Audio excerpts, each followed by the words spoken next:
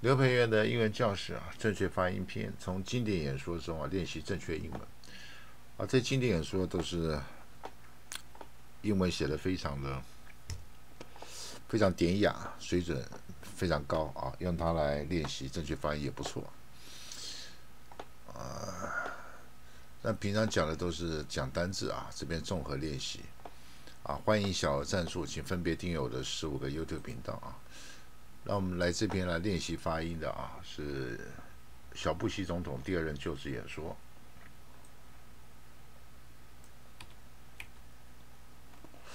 那一个句子红色一个句子蓝色比较好标示分得清楚动词是绿色字所以我们念的英文第一个有几个层次第一个就是发音要尽量标准第二个呢快慢差不多可以快一点点，可以慢一点都可以，不要太快也不要太慢第三个叫断句断句第一个人家听起来比较省力自己也可以融会贯通一下。你断句断错该停的地方不停就表示你对这个句子不太了解第四个就起承转合、抑扬顿挫这几个标准不是说英文讲得很快很溜就很厉害不是这个意思你看外国人很多反而水平高的人，他讲话不会太快，因为讲话是要讲你听得懂，要韵味小孩子7、8岁、8、9岁，他讲得快得不得了，好像很棒。但是小孩子会比那个有水准高的4、50岁5、60岁，会比他英文水平高，差太多了就要像那个半瓶子醋这个功夫不好的，打得花拳绣腿很亮丽真正高手不太动出手一招毙命像那海豹部队不出手一出手专门打咽喉3、2下就死掉了。那英文里面有一些东西就像就是达到像我刚才讲的它就是像这个标点符号就告诉你，怕你不知道要停一下念一下，你可以跟着念，或者心中一面看，心中一面念。Vice President Cheney, Mr. Chief Justice, President Carter, President Bush 他为什么是布希总统还要说总统布希？他爸爸老布希也是总统。President Clinton, members of the United States Congress, Reverend clergy, distinguished guests, fellow Americans, fellow citizens. On this day, prescribed by law and marked by ceremony, we celebrate the durable wisdom of our Constitution and recall the deep commitments that unite our country. I'm grateful for the honor of this hour, mindful of the consequential times in which we live, and determined to fulfill the oath that I have sworn and you have witnessed.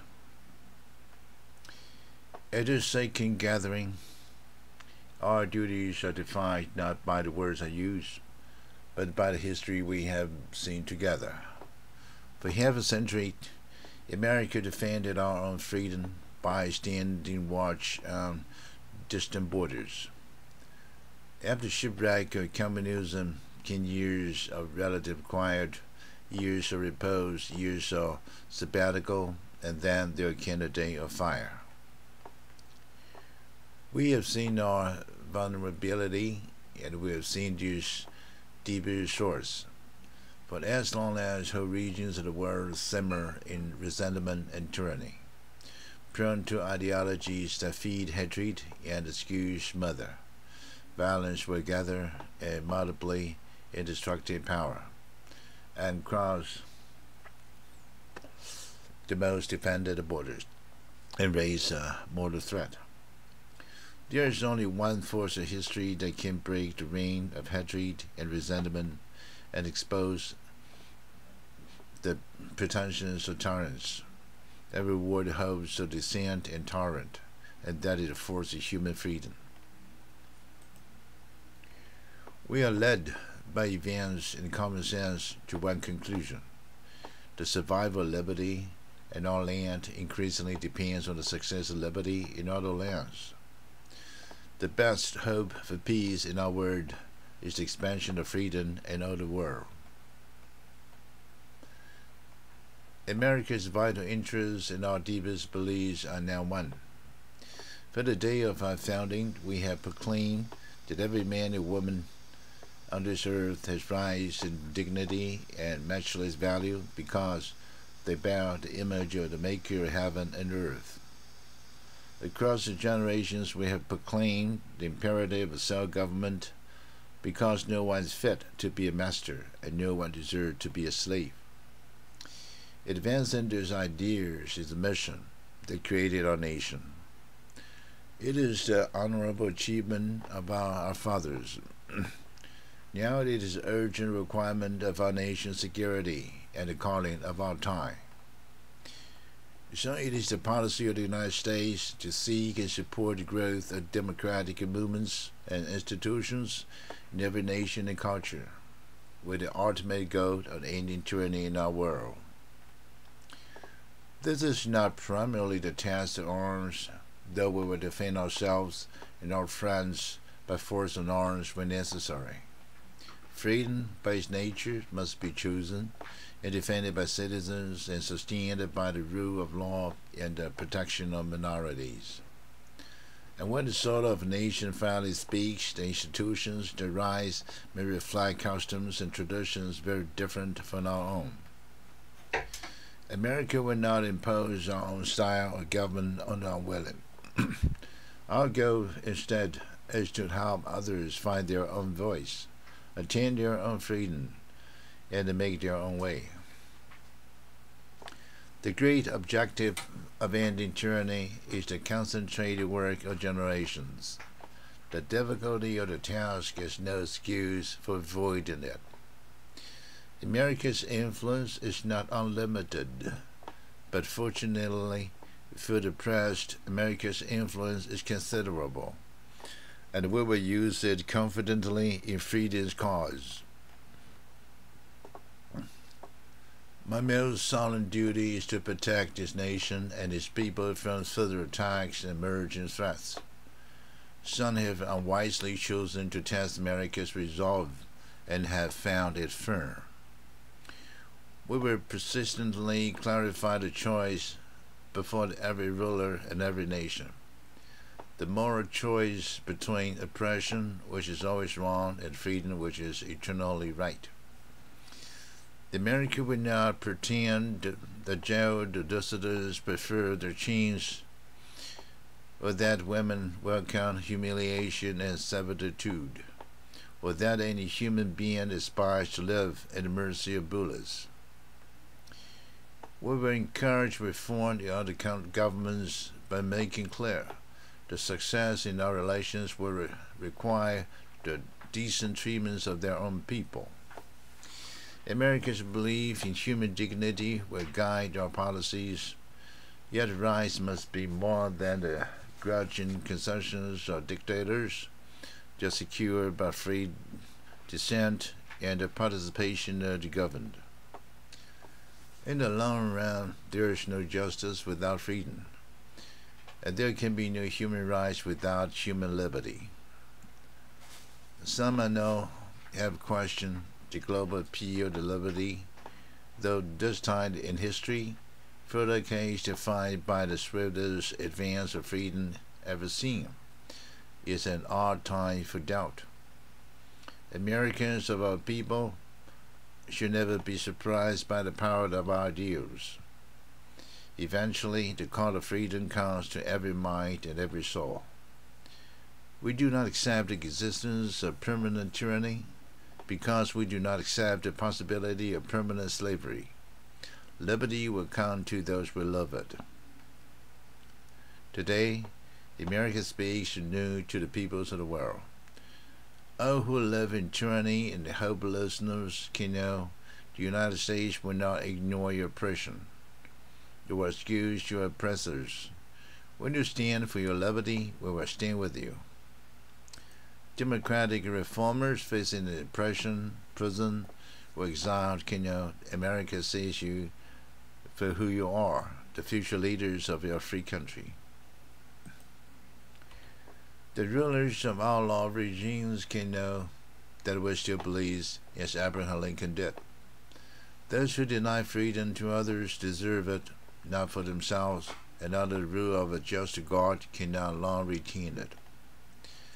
The leaders of governments with long habits of control need to know, to serve the people, you must learn to trust them. Start on the journey of progress and justice, and America will walk at your side. I know the allies of the United States can know we honor your friendship, we rely on your counsel, and we depend on your help. The vision among free nations is a primary goal of freedom's enemies. The concerted effort of free nations to promote democracy is a prelude to our enemies' defeat. Today, I also speak anew to my fellow citizens. For another of you, I have asked patience in the hard task of securing America, which you have granted in good measure.